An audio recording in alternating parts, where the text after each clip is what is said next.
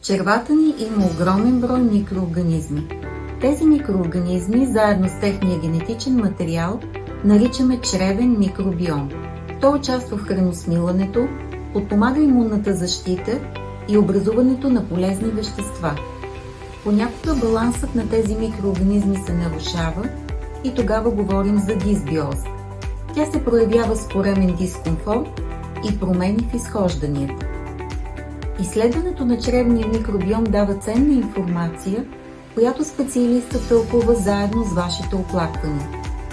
Според резултатите се изготвят индивидуални препоръки за хранене, пробиотици и пребиотици, а при необходимост и медикаментозно лечение.